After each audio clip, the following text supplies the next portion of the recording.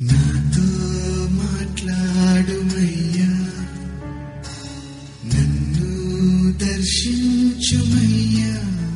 మన రక్షకుడైన ప్రభువైన యేసుక్రీస్తు పరిశుద్ధ నామములో మీ అందరికీ శుభములు తెలియచేయుచున్నాను. ఈరోజు బలపరిచే వాక్యము సమూయేలు 2వ గ్రంథము 15వ అధ్యాయము 21వ వచనము. నేను చచ్చినను బ్రతికినను యెహోవా జీవము తోడు, నా ఏలిన వాడవును రాజువునగు నీ జీవము తోడు. ఏ స్థలమందు నా ఏలిన వాడవును రాజువునగు నీ ఉందువో ఆ స్థలమందే నీ దాసుడైనా నేనుందును. ఇత్తయి అనే మనుష్యుడు దావీదు గురించి పలికిన అద్భుతమైన మాటలను ఈరోజున మనము ధ్యానం చేస్తూ ఉన్నాం. ఇత్తయి అనే వ్యక్తి హృదయాలను కదిలించి వేసే మాటలను దావీదు గురించి తెలియచేశాడు.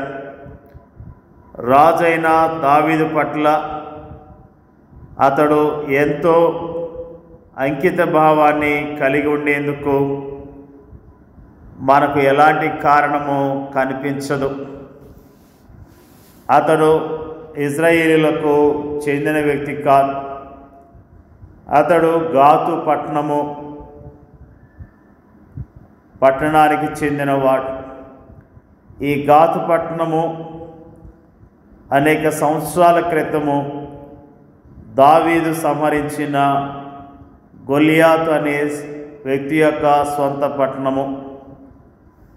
రెండవదిగా ఇప్పుడు దావీదు ఉన్నత స్థితిలో ఏమీ లేడు. కష్టాల్లో ఉన్నాడు, బాధల్లో ఉన్నాడు. తన సొంత కుమారుడు తిరుగుబాటు చేసి తండ్రి రాజ్యాన్ని ఆక్రమించుకున్నాడు. తన సొంత కుమారుడి నుండి తప్పించుకొని పారిపోతున్న కష్ట సమయంలో, కష్టస్థితిలో దావీదు ఉన్నాడు. దావీదు ఈ సమయంలో ప్రజల్లో పెద్ద ప్రసిద్ధి చెందిన స్థితిలో కూడా లేడు. ఎందుకంటే ప్రజలు ఇప్పుడు అతనికి విరోధముగా అతని కుమారుడైన అబ్షాలోము పక్షమున వహించి ఉన్నారు. వాస్తవానికి ఇప్పుడు అబ్షాలోము ప్రజల్లో ప్రసిద్ధి కాంచి ప్రజల ఆకర్షణకు కేంద్ర బిందువుగా ఉన్నాడు. ఇప్పుడు అబ్షాలోమే ప్రజల మనిషి కానీ దావీదు కాదు. అంతేకాక దావీదు ఇత్తయికి చిరకాల స్నేహితుడు కూడా కాడు. వాస్తవానికి అతడు కొంతకాలం క్రితమే దావీదుకు పరిచయం అయ్యాడు. నిన్ననే వచ్చిన నీకు ఎక్కడి పోదుమో తెలియకున్న మాతో కూడా ఈ తిరుగులాట ఎందుకు అని దావీదు అతనితో పలికిన మాట ఇత్తయికి దావీదుతో ఎక్కువ పరిచయం లేనట్లుగా మనకు తెలుపుతుంది. అటువంటి ఇత్తయి దావీదు కష్ట సమయంలో అతనికి తన మద్దతు తెలుపుతూ 600 మంది మనుషులతో కూడా అతన్ని వెంబడించేందుకు బయలుదేరటం మన హృదయాలను నిజముగా కదిలించి వేస్తుంది. ఇత్తయి దావీదు పట్ల ఎంతో గొప్ప అణుకువ కలిగి ఉన్నట్లుగా, అంకిత భావాన్ని కలిగి ఉన్నట్లుగా మనము జ్ఞాపకం చేసుకుంటూ ఉన్నాం.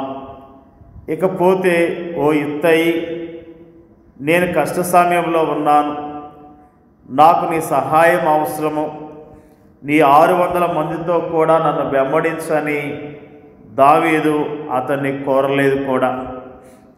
దానికి భిన్నముగా తనతో వచ్చే ప్రమాదాల గురించి దావీదు అతన్ని హెచ్చరించాడు. అయితే ఇత్తయి దావీదు హెచ్చరికలను ఏమాత్రమూ లెక్క చేయక, నేను చచ్చినను బ్రతికినను యెహోవా జీవము తోడు, నా ఏలిన వాడవను రాజునగు నీ జీవము తోడు. ఏ స్థలమందు నా ఏలిన వాడవును రాజునగు నీ ఉందువో ఆ స్థలమందే నీ దాసునైనా నేనుందును అంటూ అతడు దావీదుతో పలికాడు. ఈ అద్భుతమైన విషయము ప్రభు అయిన యేసుక్రీస్తును నిజమైన అంకిత భావంతో వెంబడించిన కొందరు వ్యక్తుల్ని మనకు జ్ఞాపకం చేస్తుంది. ప్రభు అయిన యేసును వెంబడించటం తమకు కష్టాలను కొని తెస్తుందని వారికి తెలుసు. అది తమకు శ్రమలను, ఇబ్బందులను, హింసను, చివరికి ప్రాణాపాయాన్ని కూడా కలిగిస్తుందని వారికి తెలుసు. ఆయన వెంబడించటము ద్వారా ఈ లోకములో తమకు తృణీకారము, అవమానం తప్ప వేరేమీ ఉండవని వారికి తెలుసు. అయినప్పటికీ వారు అచంచలమైన అంకిత భావంతో ప్రభు అయిన యేసును వెంబడించారు. తనను వెంబడించమని ఆయన వారికి బలవంతం చేయలేదు కూడా. అయినప్పటికీ ఆయన పట్ల వారికి ఉన్న ప్రేమ వారిని నా మట్టుకైతే బ్రతుకుట క్రీస్తే, చావైతే లాభమని పలుకుతూ ఆయన వెంబడించేలా చేసింది. నిజముగా అనేక మంది దేవుని సేవకులు ప్రాణాలను తెగించి ప్రభు కొరకు అంకిత భావంతో జీవించారు. విలియం కేరీ అనే దైవజనుడు భారతదేశానికి వచ్చాడు. ఎంతో అంకిత భావంతో ప్రభు పట్ల మరి ఈ దేశములో జీవించాడు.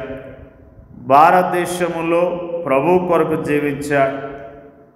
ప్రభుని ప్రకటించడం కొరకు జీవించాడు. ప్రభుని మహిమపరచడానికి జీవించాడు. అనేకమైన భాషలు నేర్చుకొని బైబిల్ని అనేక భాషల్లో తర్జుమా చేయగలిగాడు. ప్రభు నామములో అంకిత భావంతో చక్కగా పనిచేయగలిగాడు. ప్రభుని సేవించగలిగాడు. ఈ రోజున ప్రభు కొరకు జీవిస్తున్న మనము ఎలాంటి అంకిత భావాన్ని కలిగి జీవిస్తూ ఉన్నాం? కష్టమైన, బాధైన, శ్రమైన, దుఃఖమైన ఓర్చుకునే శక్తి కలిగి జీవిస్తున్నామా? ఓర్పు కలిగిన, సహనము కలిగిన అంకిత భావాన్ని కలిగి జీవిస్తున్నామా? నిజముగా ఇత్తయి అనే వ్యక్తి దావీదు కష్టములో ఉన్నాడని తెలిసి కూడా, సమస్య వస్తుందని తెలిసి కూడా దావీదును వెంబడించాడు. ప్రభుని వెంబడిస్తే సమస్యలు వస్తాయని మనకు తెలుసు, బాధలు వస్తాయని తెలుసు, శ్రమలు వస్తాయని తెలుసు. అన్నీ తెలిసిన మనము ఇత్తయి లాంటి అంకిత భావాన్ని కలిగి ప్రభు కొరకు జీవిద్దాం, ప్రభుని మహిమపరుద్దాం. దేవుడి యొక్క వాక్యాన్ని దీవించును గాక. పరిశుద్ధుడైన మా తండ్రి, జీవాధిపతి అయిన మా ప్రభువా, మరి ఇత్తయి అనే వ్యక్తి గురించి ఈ రోజున మాకు జ్ఞాపకం చేసినందుకు నీకు వందనాలు, స్తోత్రాలు తెలియజేస్తూ ఉన్నాం. ఇత్తయి దావీదు పట్ల ఎంతో అంకిత భావాన్ని కలిగి దావీదును వెంబడించిన విషయాన్ని మాకు జ్ఞాపకం చేసావయ్యా, నీకు స్తోత్రాలు.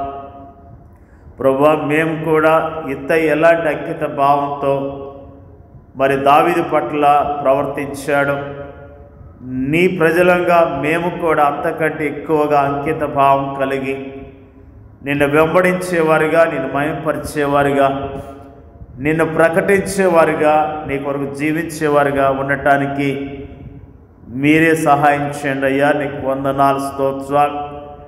నిజమా ప్రభువా, మరి మా దేశంలో అనేకమైన పరిస్థితులు ఏర్పడుతున్నాయి. ధైర్యముగా నీ యందు అంకిత భావంతో యోగ్యముగా జీవించడానికి సహాయం చేయమని ప్రార్థన చేయుచున్నాం. వాక్యం వింటున్న ప్రతి ఒక్కరిని దీవించి ఆస్వాదించండి. వారికి ఉన్న ప్రతి అవసరత తీర్చమని ప్రార్థన చేయుచున్నాం.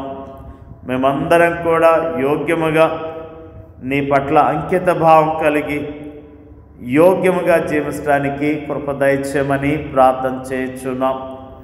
మా దేశాన్ని, మా దేశ ప్రజలను దీవించి ఆశీర్వదించి రక్షించమని యేసుక్రీస్తు నామములో అడుగుచున్నాం తండ్రి. ఆమేన్.